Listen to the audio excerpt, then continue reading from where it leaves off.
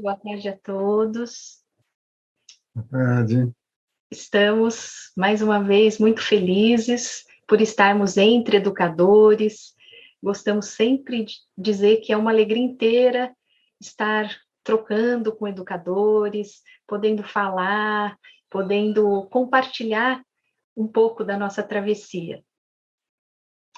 Eu estava pensando uma coisa aqui, hoje é quase lua cheia.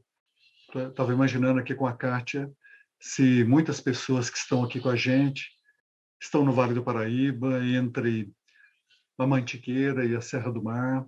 Queria convidar vocês para mais tarde um pouco olharmos a lua cheia juntos. Fiquei me lembrando de histórias de aula, de educação. Todas as vezes eu perguntava para alunas, para os alunos, se eles tinham olhado o céu aquele dia, se eles tinham visto a lua. Tinha uma casa de João de Barro numa das escolas. Pedia para que eles chegassem um pouco mais devagar, para que chegassem com mais interesse. E para nós, como a Kátia disse, é uma alegria muito grande estar com vocês. Isso dá muito sentido para nós. A gente passou a vida trabalhando com educação e continuamos trabalhando com educação. E sempre tem muito sentido. E eu queria lembrar com vocês que tem sentido em muitos dos vários sentidos da palavra sentido. Faz muito sentido para nós porque tem muita significação. Faz muito sentido também porque tem muito sentimento, esse sentimento de estarmos vivos, convivendo com vocês, que convivem com a vida de tantas crianças, que ajudam o mundo a começar de novo com tantas crianças. E outro sentido, o rumo. Tem muito rumo, porque vocês estão convivendo com o vir a ser, com o rumo, com o que nós somos e seremos, com os seres humanos que nós desejamos ajudar a formar. Então, tudo isso para nós é muito carregado de vida e é uma experiência poética. Nós agradecemos muito a Flup, o convite, a delicadeza do convite. Estamos aqui por alguns momentos com vocês. Eu queria pedir para a gente ver um vídeo, um pequeno vídeo que o Severino fala sobre a escuta da infância. Como se fosse para nós uma epígrafe de hoje, para a gente respirar agora no começo, como disse a monja, e aí a gente já reinicia a fala com vocês. A gente gosta muito de epígrafe, que é um textinho, alguma coisa que nos convide para chegar perto, para conversar, para pensar. Esse convite é muito importante, convidar para fazer essas viagens, travessias, que são os nossos encontros, as nossas conversas. Queria lembrar com vocês que a palavra conversa é conversas, quer dizer dar voltas. Então, como convite para darmos algumas voltas juntos por alguns momentos, esse pequeno vídeo, que bem curtinho, é muito curto e foi muito surpreendente para mim, porque não foi nada combinado. Então, convidar vocês para ver por alguns momentos, como epígrafe, que nem a Kátia disse. Esse vídeo. O microfone pega bem o som? Podemos falar baixo, assim? Dá para ouvir? Dá, pode ir. Tá. Falar baixo tem a ver com escuta, vocês não acham? A escuta é primordial para a condição humana, especialmente, singularmente, para a criança. A criança, ela precisa vitalmente da nossa escuta, como precisa do nosso afeto, como precisa também do nosso olhar. A criança fala com o mundo. Tudo tem voz, tudo tem vida. Vocês sabem disso, né? Tudo tem alma. Os conceitos vêm muito depois. A abstração, a generalização, isso terá o seu lugar. Mas a criança pequena, ela pensa por imagens, ela pensa por sentimentos, ela pensa por narrativas, por histórias. Ela pensa brincando, ela brinca pensando e contando histórias. Precisa fazer perguntas para nós, aquelas perguntas vitais que a criança faz, né? As perguntas para as quais a gente nunca tem resposta, né? Nós precisamos levar em conta essas características para poder fazer uma escuta genuína, verdadeira da criança. Na verdade, isso é do ser humano, não é mesmo? O sujeito humano, como é que ele floresce? Se ele for tratado como sujeito. E o que é o sujeito humano? É aquele que fala e escuta. Quando a criança é escutada, ela pode falar e ela aprende também a escutar, ela está florescendo a sua humanidade. E não como adulto em miniatura. Nossa civilização está centrada no olhar. Já faz bastante tempo, né? Mas o olhar, ele tem um risco. O olhar, às vezes, distancia. Às vezes, o efeito de distanciamento, ele faz com que se perca a relação viva entre os sujeitos. A escuta não. A escuta aproxima. A escuta, ela é afetiva. A escuta chama, convida para estar perto. Por isso que é tão importante escutar a criança. E ela aprende a ouvir as vozes das outras crianças e as nossas vozes também. E, na verdade, isso é inseparável da questão do afeto, não é mesmo? Vou falar uma novidade velha. O que move? É o afeto, é o emotivo. A palavra já diz, né? É emotivo, motivo, motor. O que move é o emotivo. A inteligência é muito preciosa, não é mesmo? É outra etimologia bonita. Vocês se lembram da etimologia de inteligência? Ler entre as linhas. Ler nas entrelinhas, inteligência. A criança é uma grande mestra de inteligência, né? De ver o que não é óbvio, né? O que não é imediato. Mas a inteligência precisa do afeto. E uma das grandes felicidades de afeto é quando o adulto está perto dela, sem ficar dirigindo a criança, né? Como coadjuvante, brincar a brincadeira da criança, né? Esse afeto nunca será esquecido, nunca será arrancado de nós. Ele é o que nós realmente aprendemos. Ele é o que se transforma em nós. Por isso que a gente fala às vezes incorporar, não é mesmo? Vira nosso próprio corpo, vira nossa voz, nossa história, né? Nós estamos em tempos muito difíceis de escuta e de afeto. Tempos dilacerados. Precisamos preservar as crianças antes de qualquer outra coisa. Só mais isso. Vocês já viram como as crianças ficam felizes quando a gente conta de como nós éramos crianças? Elas ficam assim, entusiasmadas, né? São sugestões que a gente tem feito em toda parte, mas tem encontrado em toda parte. Isso aí é matéria de esperança para nós, né? Nesses tempos difíceis que nós estamos.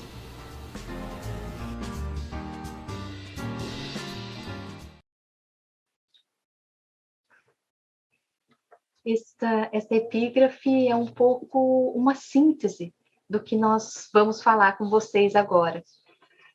O Severino fez essa fala já faz um tempo, foi antes da pandemia, e é muito interessante como é atual essa fala, essa escuta, né? Porque quando a gente fala da escuta das infâncias no chão e no céu da escola, nós estamos falando dessa escuta genuína, dessa escuta primordial, lá, a escuta das infâncias no chão e no céu da escola.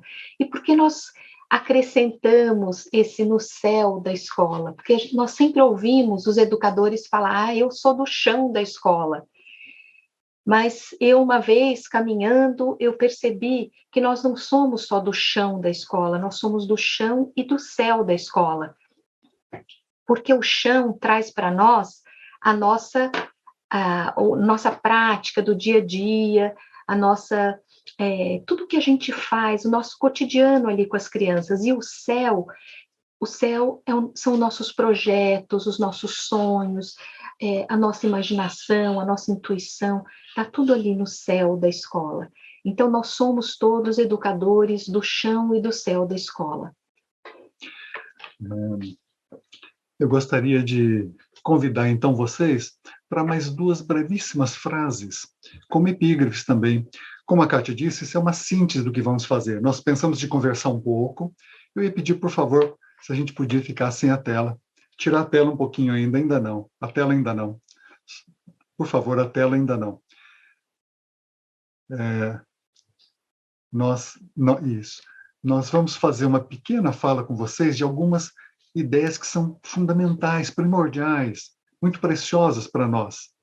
Depois, queremos trazer alguns exemplos, que é o exemplo da vida. Vocês sabem que o exemplo traz vida. E, em seguida, a gente queria muito que vocês aceitassem.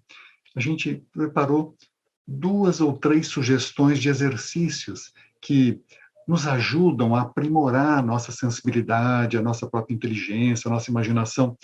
A gente sempre sugere isso e com resultados muito bonitos.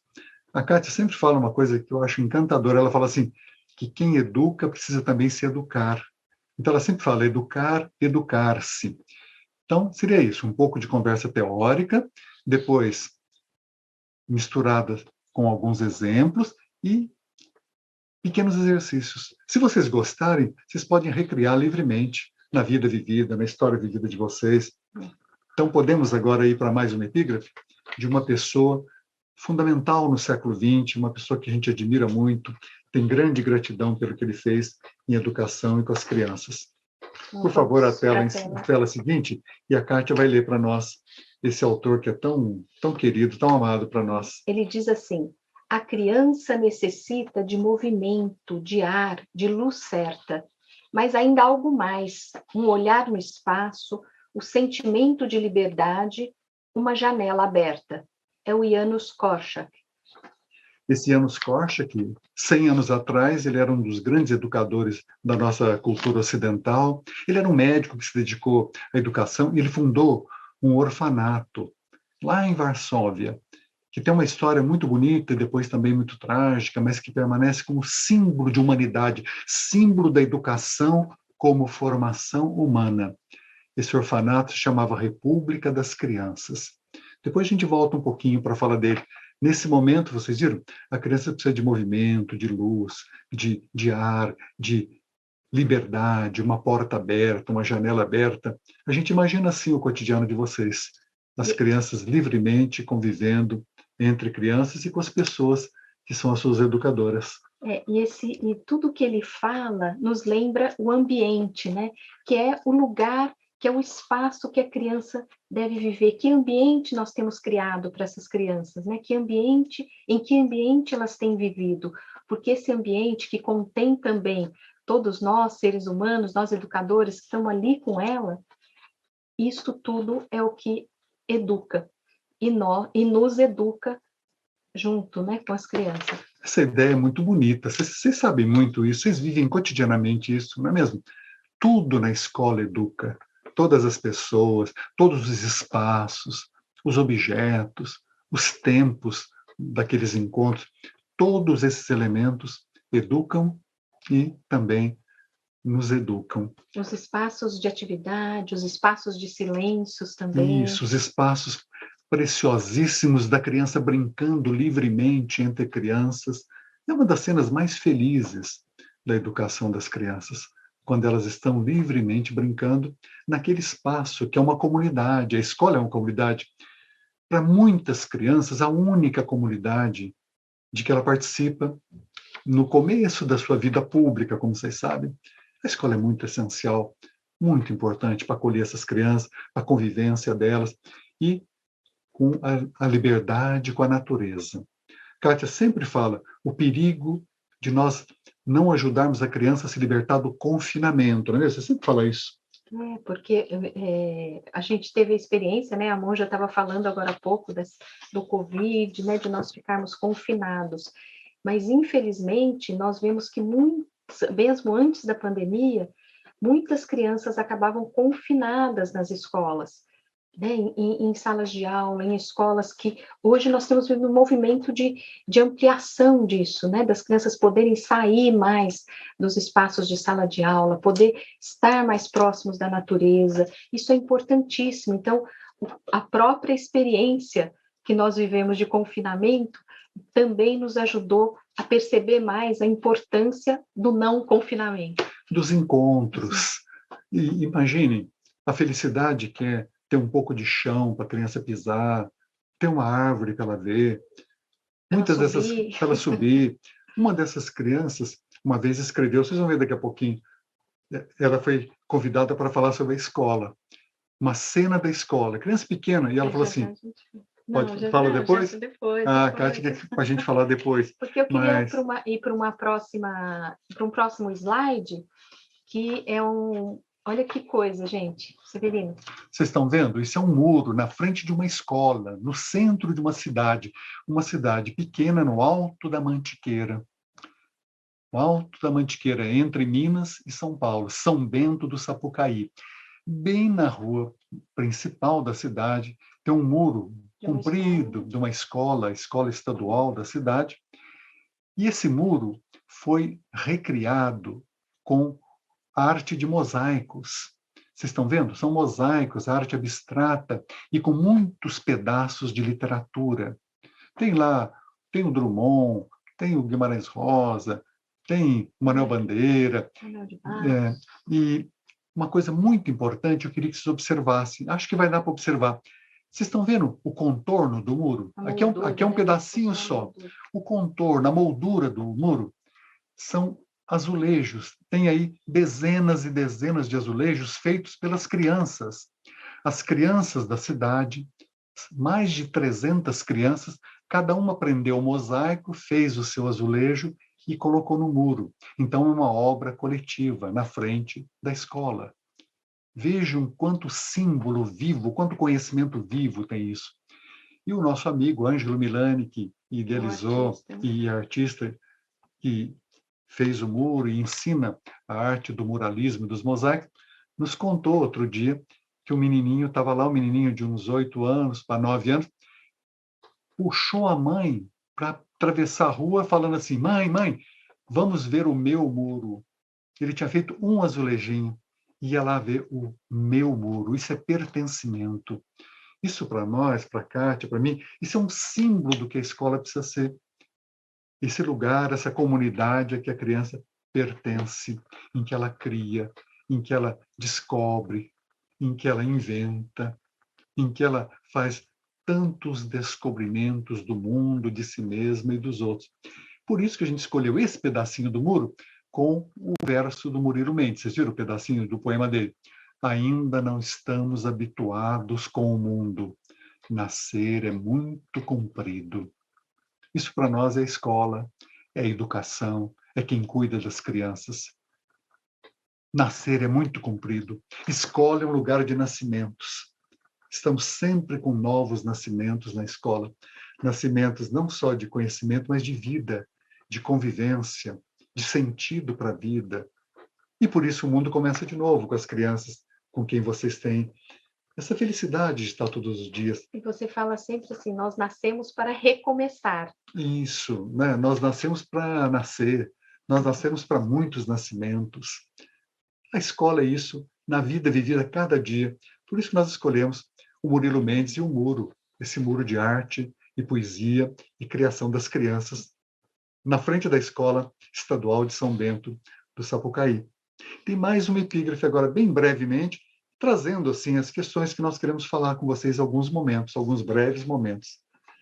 Tem mais uma tela, por favor, tela, né? É uma outra do Janusz Korczak também, que diz: o educador não deve se abaixar até a criança, mas elevar-se a ela e ao seu modo de ver e compreender as coisas.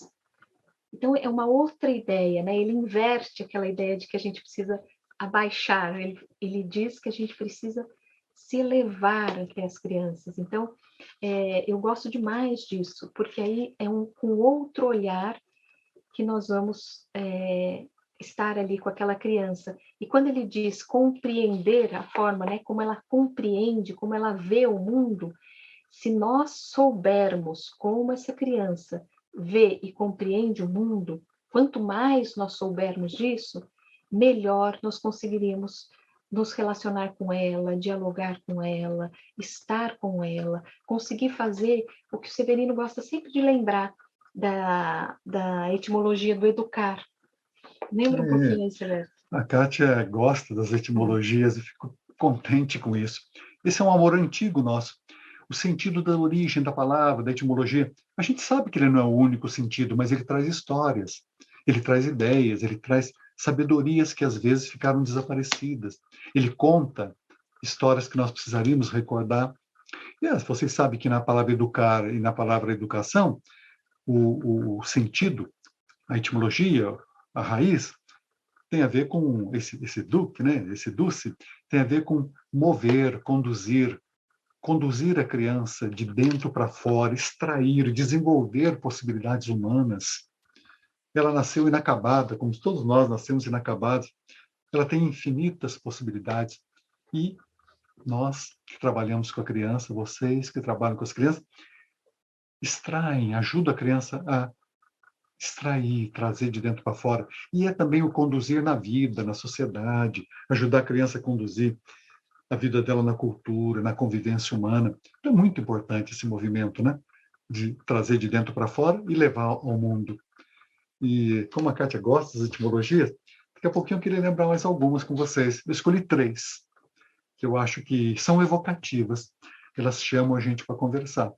E nesse momento, eu queria lembrar também outra coisa de que a Kátia gosta muito, ela sempre lembra isso, que educar, essa prática, esse trabalho tão primordial para a vida, é ao mesmo tempo ciência e arte. Arte e ciência. Dá muita vontade na Kátia e em mim de perguntar para vocês, vocês acham que é mais arte ou mais ciência? É ciência o que vocês fazem? É ciência? Porque é um conhecimento organizado, reflexivo, crítico e autocrítico, verificado e verificável, se transforma. É um conhecimento organizado. Mas não é só isso. É também arte, é também sensibilidade, é também imaginação, é também afeto, intuições, alumbramentos, é também criação. Nós estamos criando vida, recriando vida, participando da criação da vida. Essa ideia é muito importante. Nós não poderíamos nunca nos esquecer disso. É arte e ciência. É ciência e arte. E eu queria também lembrar com vocês que o Korchak, o Janusz Korczak, de que a Kátia gosta tanto, inclusive numa das formações dela fez a biografia dele, o Korchak, ele é inseparável de uma das ideias mais fundamentais, mais primordiais do século XX. A criança é sujeito. A criança é um sujeito humano. A criança é um sujeito humano vivendo uma dimensão da humanidade, uma dimensão da vida.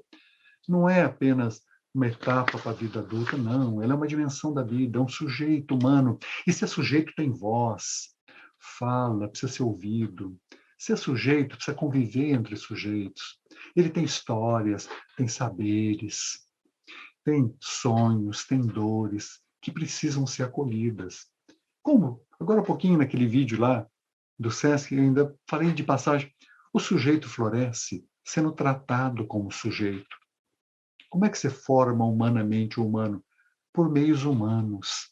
E o meio mais humano do sujeito florescer como sujeito é sendo tratado assim entre sujeitos, sendo escutado, sabendo que tem voz, que vai ser ouvido, e escutando o outro. E essa ideia atravessa a educação do século XX. Inumeráveis movimentos, né? E eu não posso falar agora isso, mas 100 anos atrás estava acontecendo um grande encontro internacional, você se lembra? Da educação ativa, das pedagogias ativas, que a gente chama Escola Nova. 100 anos atrás eles estavam lá. O Korchak era uma das referências. E ele foi convidado pela Liga das Nações, que depois acabou, hoje seria a ONU. Ele foi convidado para fazer o primeiro manifesto dos direitos internacionais da criança, inseparável da educação. Por isso que ele é muito precioso para nós. Vocês viram? A Kátia escolheu 2 epígrafes dele, e daqui a pouquinho ainda tem mais umas evocações dele, né? E essa epígrafe, essa que a gente acabou de ler, né? Nesse finalzinho que ele fala, né? Nós compreendemos o modo da criança ver, né? As coisas.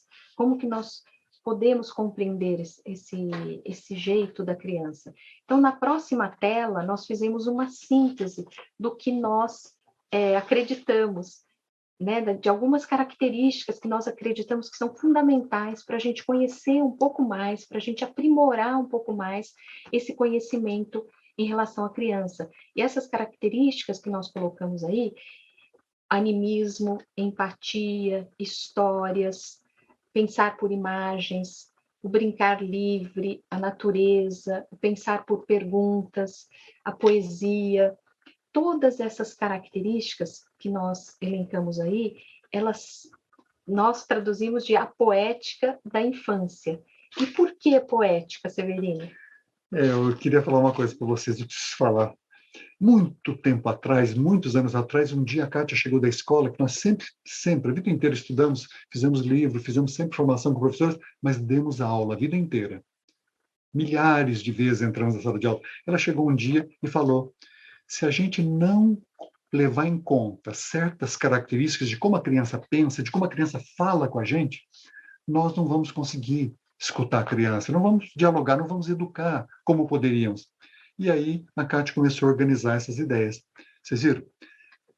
A criança pensa por imagens, não é por conceito, o conceito vem depois. O conceito é uma lenta elaboração.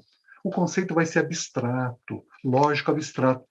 A criança é conhecimento vivo, a criança faz muitas analogias, comparações, isso é como aquilo. E ela pensa por sentimento, ela sente, ela se coloca no lugar.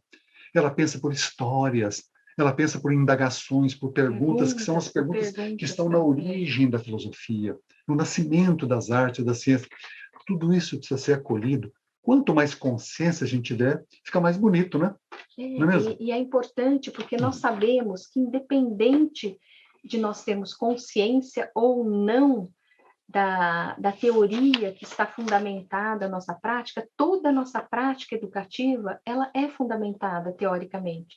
Então, quanto mais a gente conhece da criança, do seu desenvolvimento, das características que ela tem, é importante, porque isso, gente, é importante a gente falar que não é uma infância, são infâncias que têm características que são universais e têm os específicos. Mas se nós compreendermos esses universais da infância, isso contribui demais para o nosso aprimoramento enquanto educadores. E nessa tela que vocês estão vendo o resumo, né, de algumas características que nós consideramos primordiais, eu vou dar alguns exemplos que vocês vão perceber que nesses exemplos tem o animismo, tem a empatia, tem a história, tem o pensar por imagens, tá? Só falar uma coisinha bem rápida. Vamos só lembrar, o animismo, vocês lembram? Tudo tem alma. Para a criança, todas as coisas têm voz e têm alma. Tudo é animado, ânima é alma. Outro dia, Kátia viu, eu estava com um texto de um pensador de 400 anos atrás, um dos grandes filósofos do Ocidente, ele estava falando sobre o nascimento da ciência moderna. E ele começa a falar que as crianças pegam as coisas na mão e começam a conversar com as coisas como se as coisas fossem pessoas. Imagine, vocês estão vendo? Isso é universal.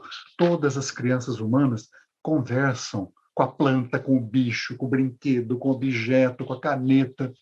O humano é assim. Nós precisamos levar isso em conta. Isso é o animismo.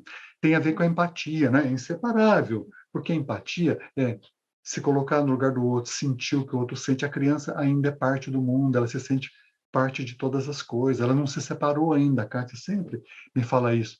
Ao mesmo tempo, isso tem a ver com as histórias. Tem a ver com pensar por imagens, porque quando a gente fala algo para a criança, na hora ela faz uma representação imagética na cabeça dela. Então, ela sente isso. Então, o Severino gosta sempre de lembrar, né, que a criança não separa o pensar e o sentir. Isso é essencial da gente nunca esquecer. O que a criança sente, está pensando. O que ela pensa, ela está sentindo. Mais tarde que nós vamos separar, né? Na vida adulta, e vamos ter que religar de novo, que é um grande trabalho de todos nós, né? Mas a criança não separa. Eu estava com... Posso dar um exemplo só? A Kátia vai dar uns exemplos agora. Mas eu fico pensando, ela está com um livro muito querido aqui na nossa mão.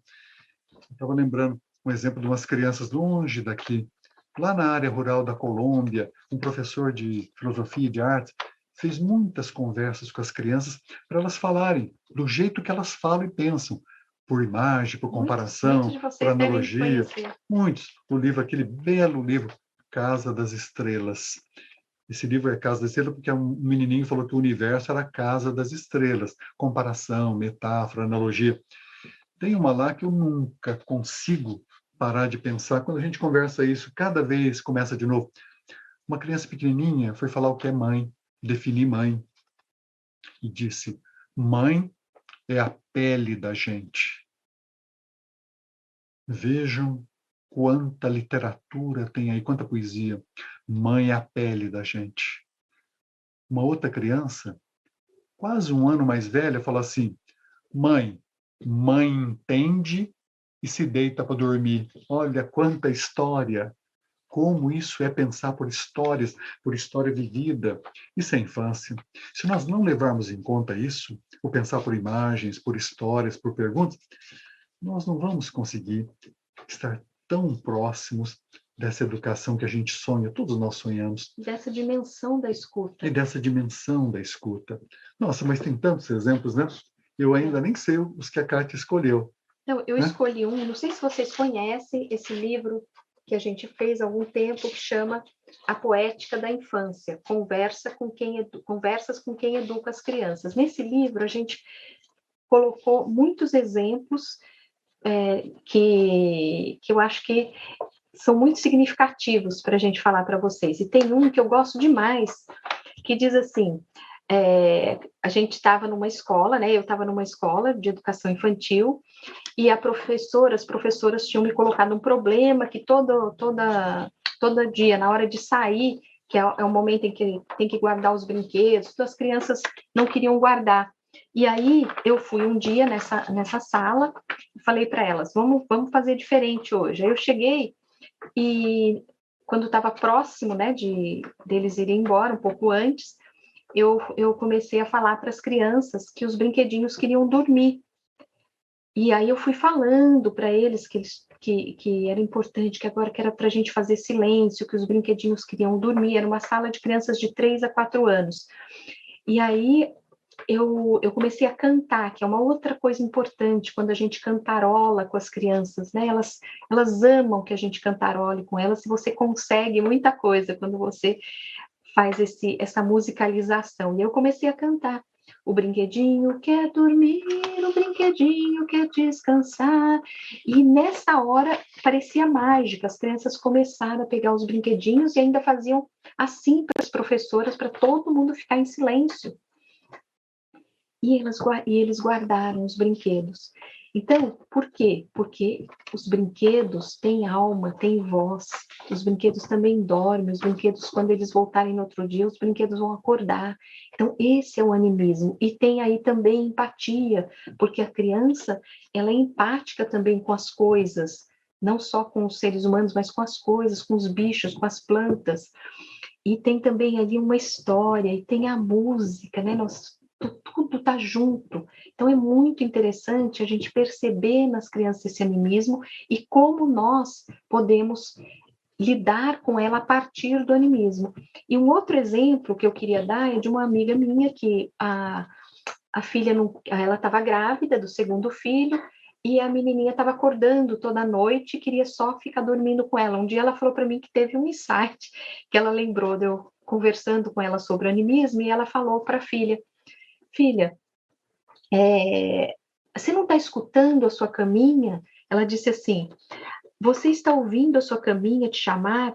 Ela sente a sua falta, ela quer te abraçar, deixar você quentinha, ela fica triste se você não dorme com ela.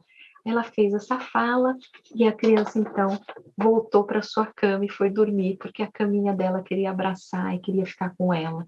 Então, são muitos exemplos, a gente está com o tempo exemplos, aí, né? Bem curto para falar só. Eu queria dizer isso para vocês, nos livros que a gente tem feito, através da vida, sempre trazemos exemplos de escola, voz de professoras e professores, voz das crianças. São livros de compartilhar vozes.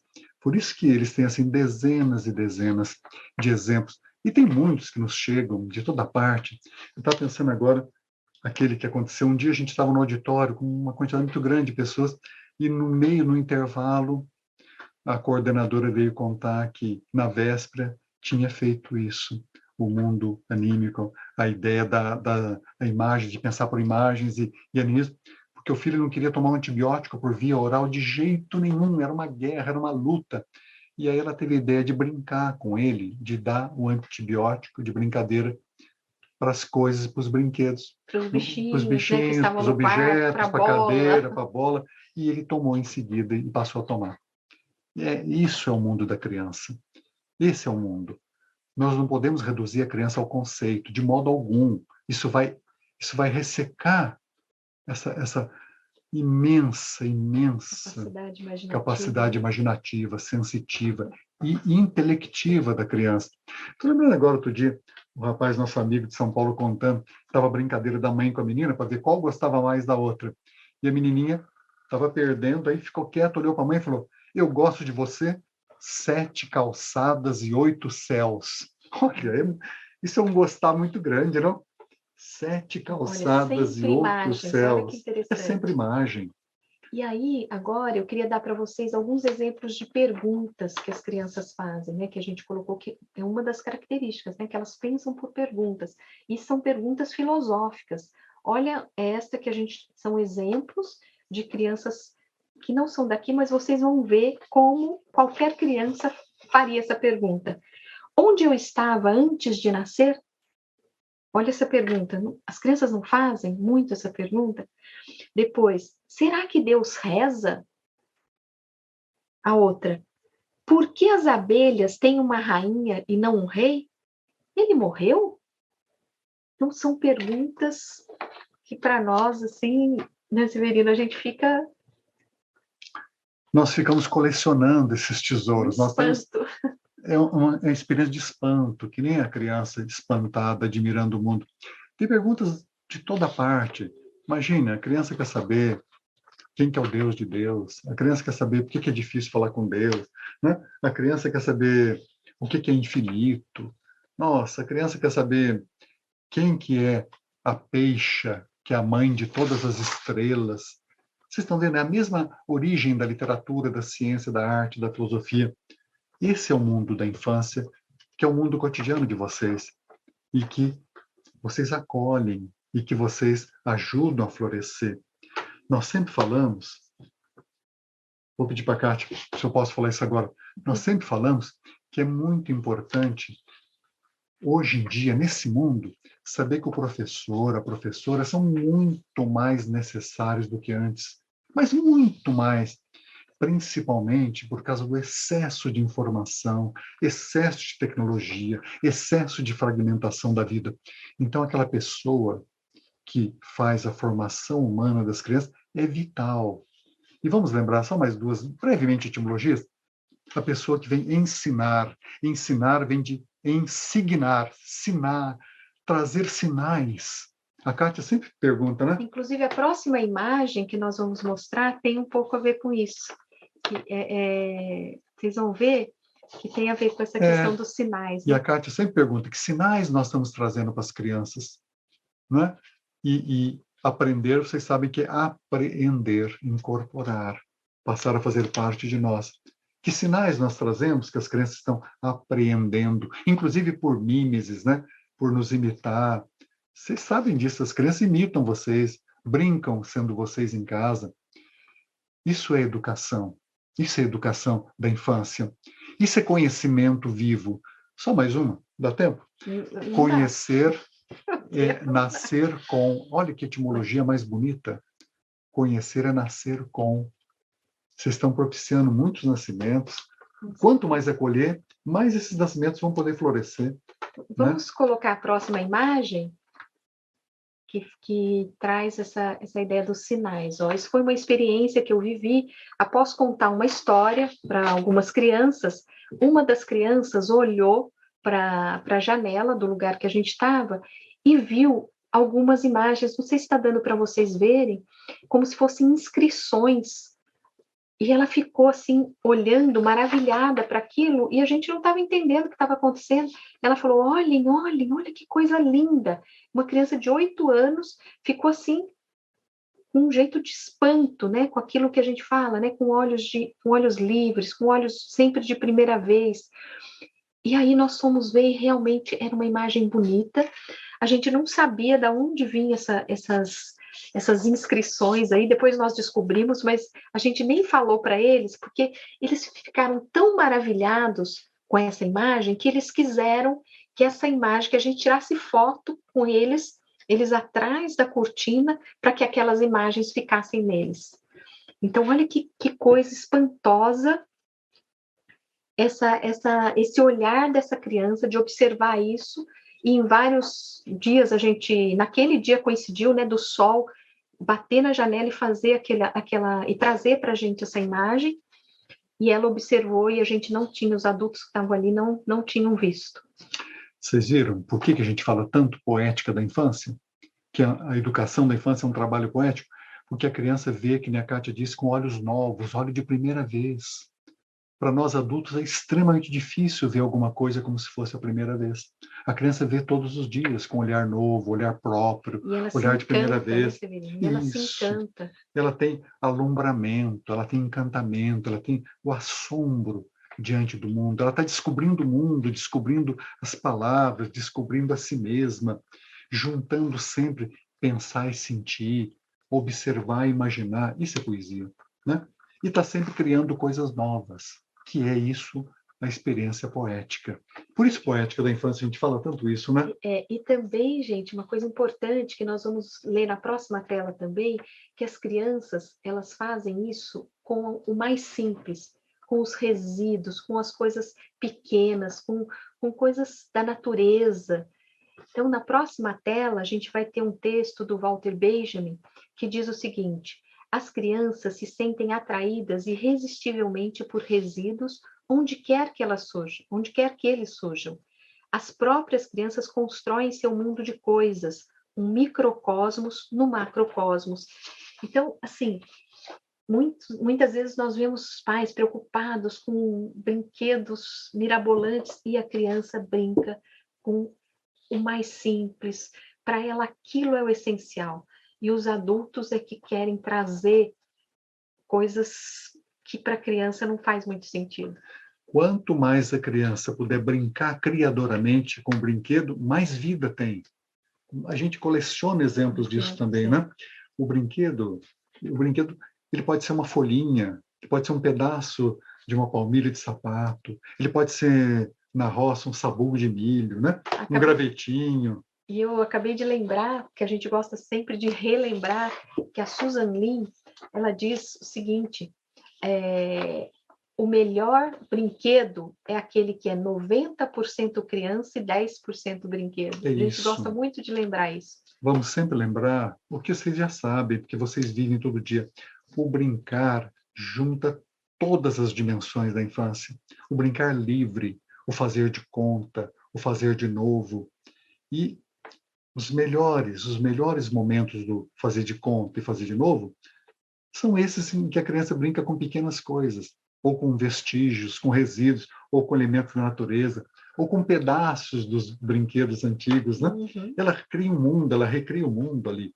Isso é conhecimento, isso é aprender a conviver, isso é desenvolver a capacidade criativa, inclusive para a vida futura. Isso é desenvolver a sua voz própria, a imagem de si mesmo e dos outros. Tudo que a gente está conversando está presente, né? Por exemplo, nos momentos do brincar livre. E só voltando um pouquinho para a fala do Walter Benjamin, quando ele fala ali do microcosmos e do macrocosmos, vou dar um exemplo de uma pergunta de uma criança que integra essas duas coisas. Olha só: por que as lágrimas e o mar são salgados?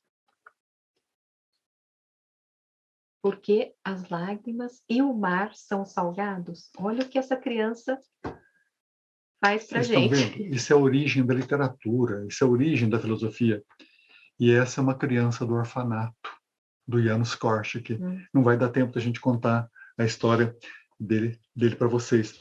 Mas nós temos insistido muito, reiteradamente, recomeçadamente falando dessas coisas, porque elas reconhecem a vida que existe na educação das crianças, não só na educação infantil, mas também no Fundamental 1, Fundamental 2.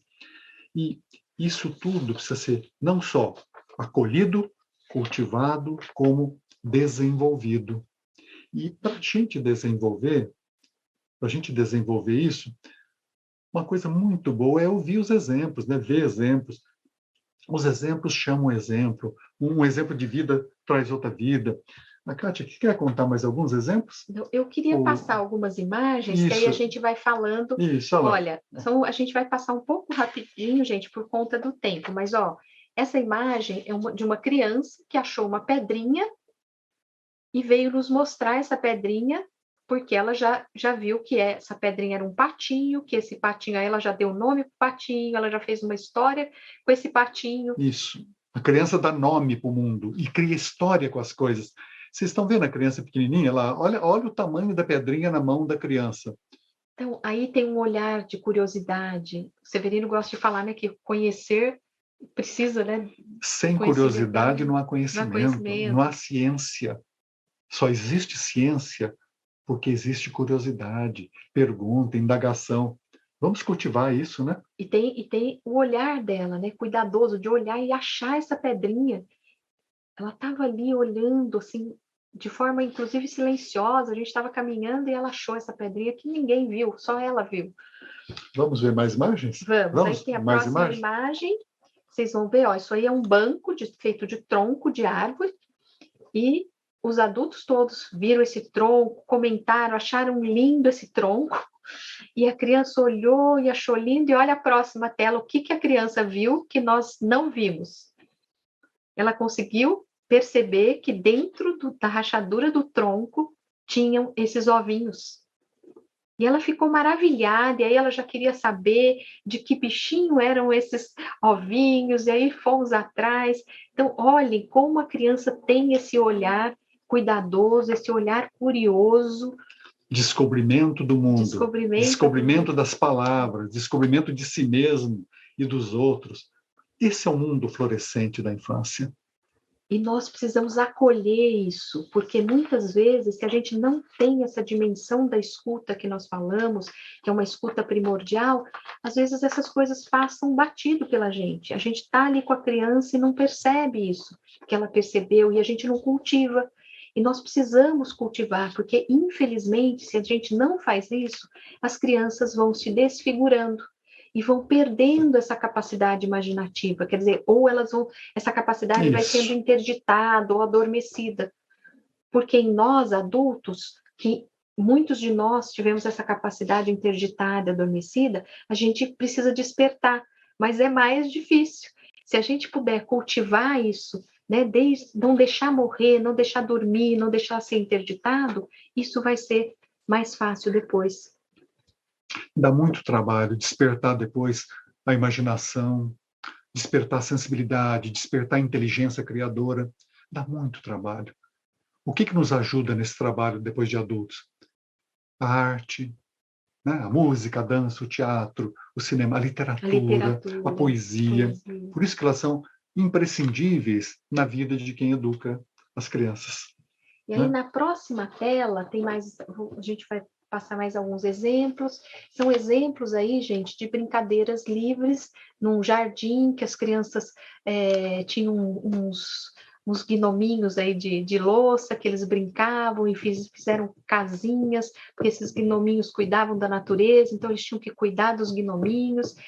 Depois uma criança brincando com toquinhos de madeira, que também são, né, incríveis para a capacidade imaginativa da criança. Vocês vão ver também numa próxima tela que vão ter crianças brincando com toquinhos, que é muito legal, não precisa ser brinquedos totalmente estruturados. Aí é um exemplo de uma menininha de 1 aninho e pouco, ela não tinha 2 anos ainda, ela está balançando, vocês viram, primeiro ela pega a boneca, ó, exemplo de empatia, porque ela já tinha balançado sozinha, depois ela olha para a caminha, vê a boneca, aí ela vai lá, pega a bonequinha e balança com a bonequinha junto, e depois ela volta e põe a bonequinha para dormir de novo. Então é mais um exemplo aí de empatia e de animismo, né, gente?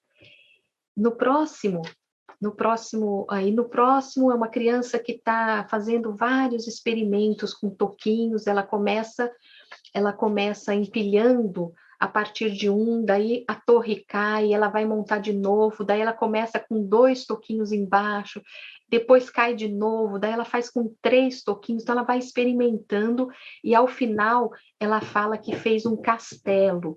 E o curioso é porque essa criança é uma criança de abrigo, né, uma criança assistida, então você percebe o quanto para ela é importante aquilo tudo, porque ela vai elaborando também o seu mundo interno, e ela constrói um lugar ali em que cabem todas as coisas que estão ali disponíveis naquela sala, e ela vai incluindo tudo. Então, também tem um exemplo aí de empatia, de história, de animismo.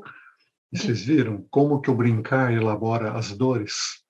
É uma casa, ele cria uma torre, uma casa, um castelo, que vai acolher todas as coisas. E ele que está no abrigo, que está, né, sem saber quando vai ter uma casa. O brincar elabora as dores e elabora as esperanças, elabora os sonhos, e ao pensar por imagens também, por histórias. E ali essa criança está sendo acolhida.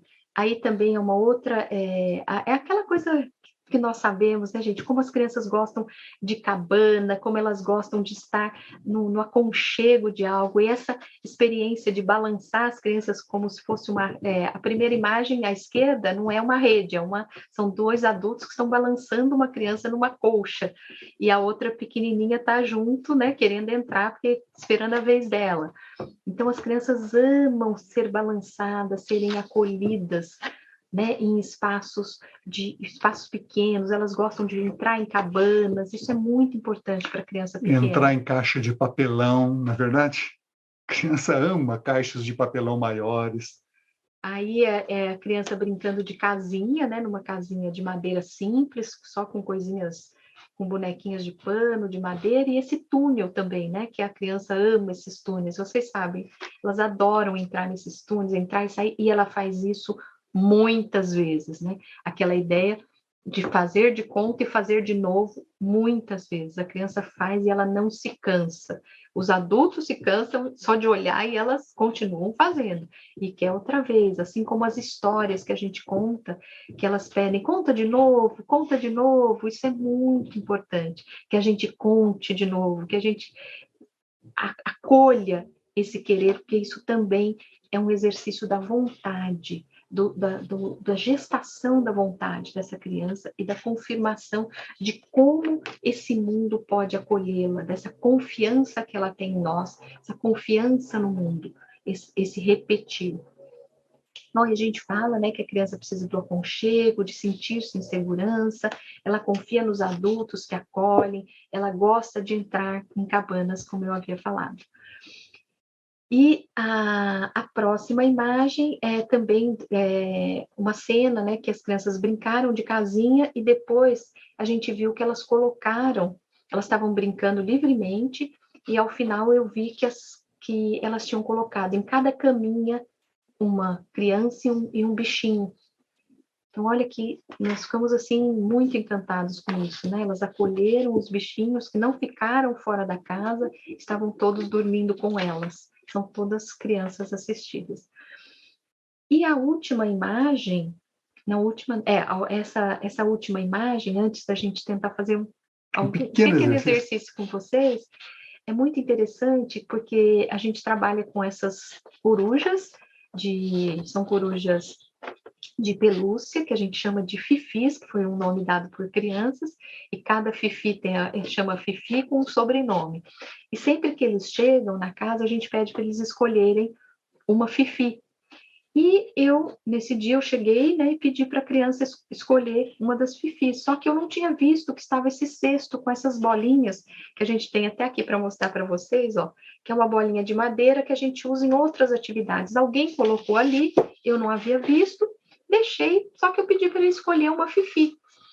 E aí a criança foi escolher e, na verdade, ela pegou, ao invés dela pegar as corujinhas de pelúcia, ela pegou uma bolinha e me disse: hoje eu escolho essa que ainda não nasceu.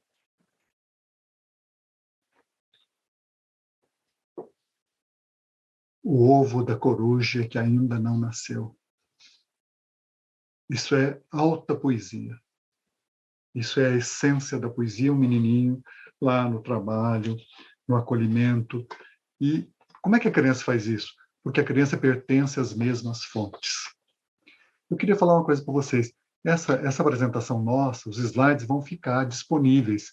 Se vocês quiserem, vocês podem ter o conjunto. A gente está passando um pouquinho mais rápido, porque nós somos os últimos a falar, ficamos preocupados com vocês, Sabemos com o tempo, sabe? Tiveram várias atividades. Houve tantas coisas, tanta riqueza hoje do dia. Então, você vai ter essas imagens, esses textos. Inclusive, vai ter um vídeo que nós não vamos passar agora, tirado da série O Começo da Vida. Nós não vamos passar. Se você quiser assistir, você pode assistir depois.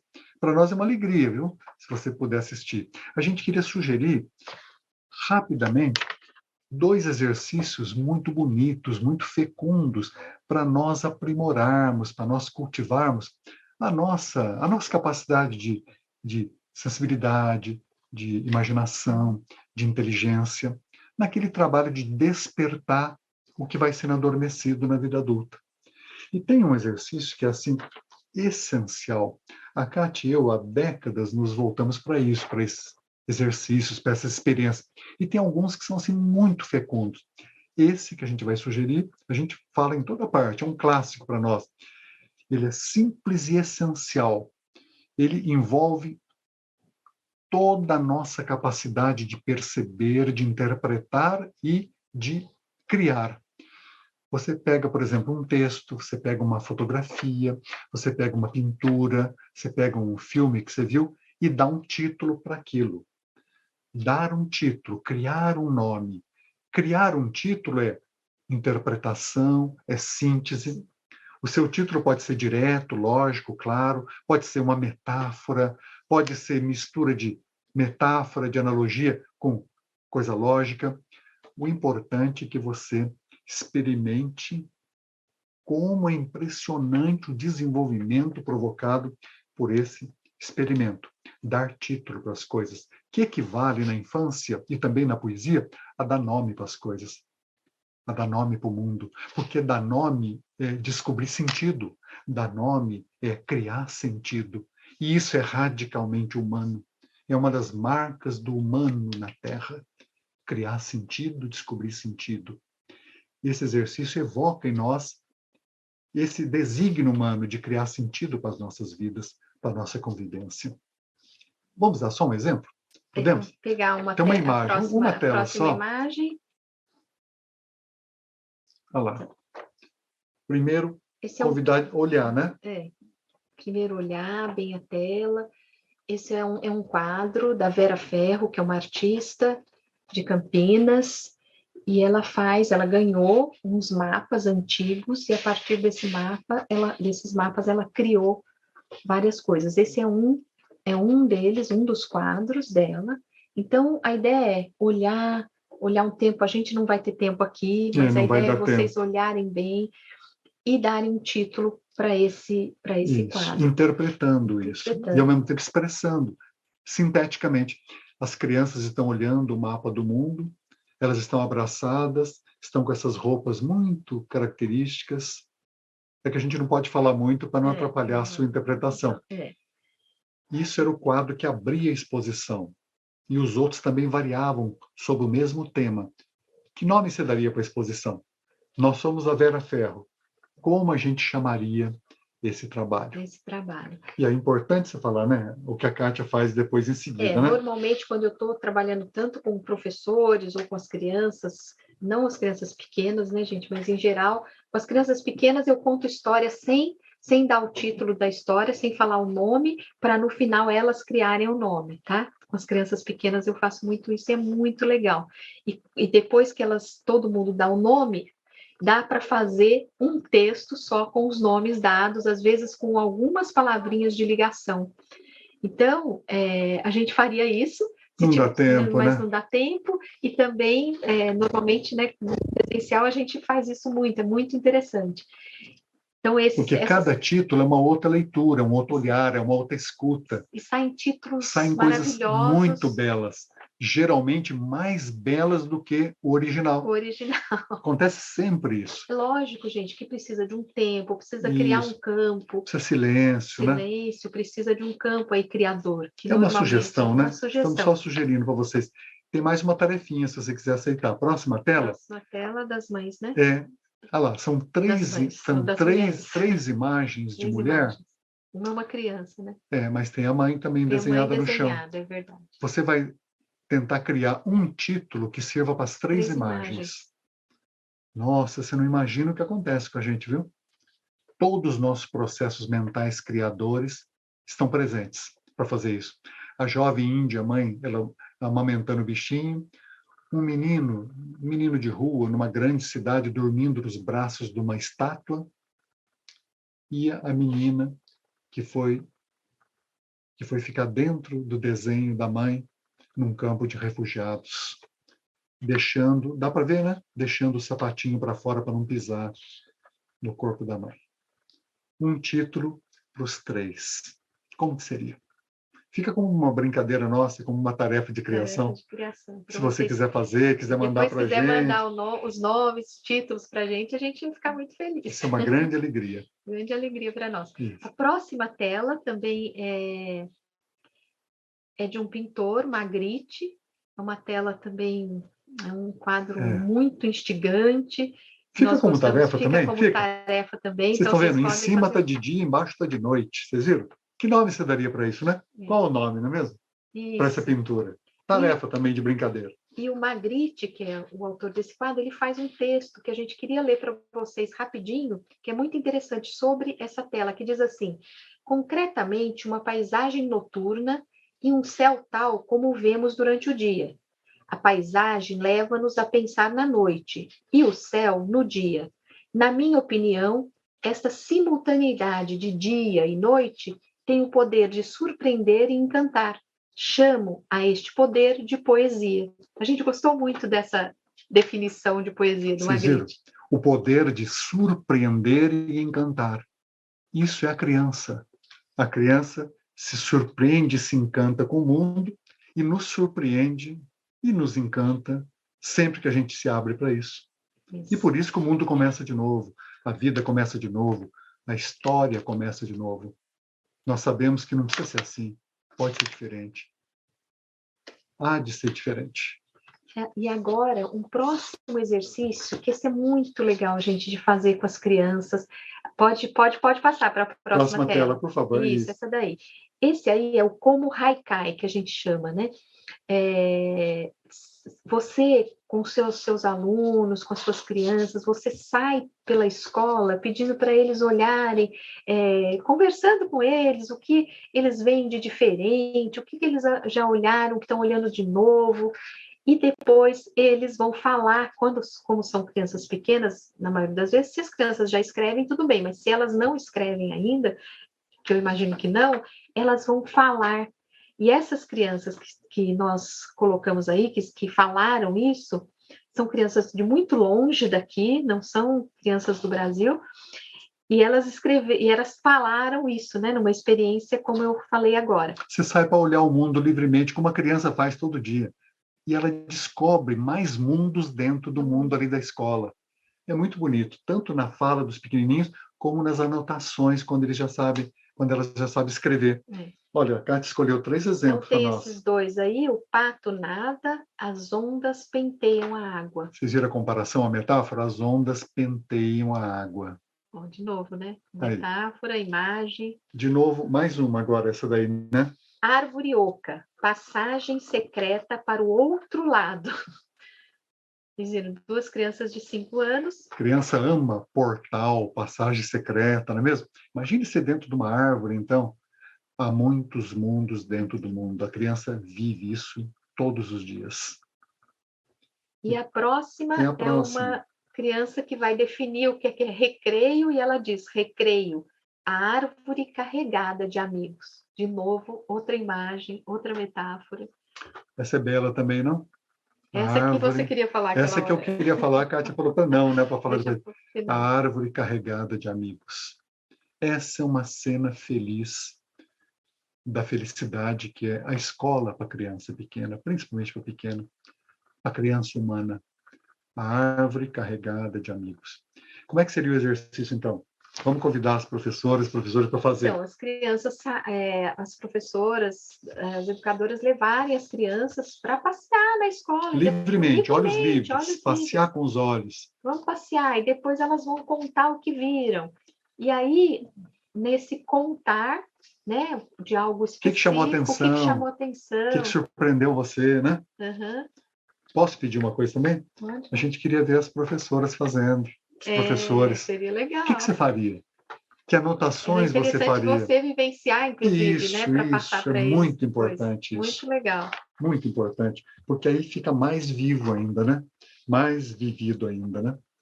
E são inumeráveis, são centenas de experiências. A gente escolheu essas 2 que são, assim, primordiais.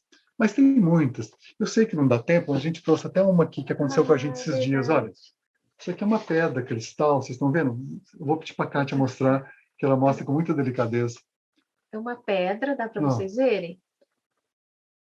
E ela tem um fundo aqui, né? Ela tem um fundo vazado, com cristais, com a transparência da luz. Cores. Tem várias camadas de azul. E essa pedra foi um presente que o Severino ganhou da nossa neta. A neta deu o presente de meu aniversário, essa pedra. E aí ela falou: vovó, eu quero escrever um bilhetinho para o vovô. Aí eu falei assim: tá bom, então o que você está vendo aqui nessa pedra? O que você está vendo na pedra? Na pedra, o que ela via? Aí ela falou, vovó, é uma pedra azul. Ela foi falando e eu fui escrevendo. Uma pedra azul, tem cristais, né? Porque ela fala que isso aqui tudo são os cristais. Parece que tem uma cachoeira. Olha o pensar por imagens. Parece uma cachoeira, parece a água caindo. E dentro desse vazado, ela falou que era uma gruta. Parecia uma gruta. Parece uma gruta. E a pedra era uma montanha. Aí. E aí, eu falei, bom, agora você já sabe tudo que tem, agora a gente pode escrever. Como que você, com essas palavras, escreveria o bilhete para o vovô? Aí ela disse assim, ó, uma pedra azul como uma montanha, uma gruta de cristais que cintilam na cachoeira. Então, ela pegou todas as palavras e formou esse texto. Eu achei muito lindo. Então, isso é uma outra experiência bonita também de fazer com as crianças, com qualquer coisa. Não olhar pedra, né? Olhar madeiras, olhar manchas no chão, nas paredes, cascas de árvore, raízes. Vocês sabem que essas experiências têm centenas de anos, né? Elas estão na raiz de muitos artistas e muitos movimentos criadores. Quem que fazia isso todo dia, só para terminar? Leonardo da Vinci, na oficina dele, todo dia, ele com os aprendizes saíam primeiro para olhar nuvens. Olhar nuvens. Criança ama olhar nuvens e ver as infinitas formas que se aparecem para nós nas nuvens. Depois eles iam para o ateliê para fazer escultura e pintura, né? E para nós continuarmos esse aprimorar da nossa sensibilidade, eu vou pedir para o Severino falar o texto do Tarcísio, a poesia. Tem um pedacinho aí. Como despedida para a conversa continuar, né? Olha lá. Penso pelos barrancos, remo no sentido contrário para avistar mais uma vez o lugar da infância. É o que a gente quis fazer hoje aqui com vocês. Dar umas voltas. Que a gente possa sempre avistar o lugar da nossa infância. Remar, ir no sentido contrário para sempre reencontrar, recomeçadamente, o lugar da infância. Da nossa infância, da infância das crianças, da infância do mundo. E o Koch fala também uma coisa linda, que é a próxima tela, que ele diz o seguinte: a criança é sempre um recomeço da humanidade, uma nova partida rumo ao infinito. Olha, só isso vale tudo, não vale? Vou pedir para a Kátia falar de novo esse pedacinho. Olha que coisa bela isso. A criança é sempre um recomeço da humanidade, uma nova partida rumo ao infinito, uma parcela do espírito humano que poderá ser condutor de uma nova mensagem ou o nascedouro de um novo tempo para todos os seres humanos. Então, é com isso que a gente agradece de novo a FLUP, estar com vocês, estar entre educadores. Aí tem nosso contato, quem quiser mandar os exercícios, vai ser uma alegria inteira, como eu gosto de falar. Aí agradecer tem, né? de novo. Aí tem conversas, tem vídeos, tem diálogos, tem vozes de pessoas e de crianças de toda parte. Quando a gente tem a notícia de que vocês vêm conviver, é a alegria inteira de novo. Né? E lembrando que eu falei no começo, esses encontros para nós são primordiais, porque dão vida, vida que traz vida, dão sentido para a nossa vida. Então, nós agradecemos muito a FLUP e a vocês estarem até essa hora aqui com a gente, né? 18h30. Agradecemos muito a possibilidade do encontro, sabendo que é assim que os sujeitos humanos se formam, entre sujeitos, e florescem estando entre sujeitos. Obrigada de novo. Obrigado.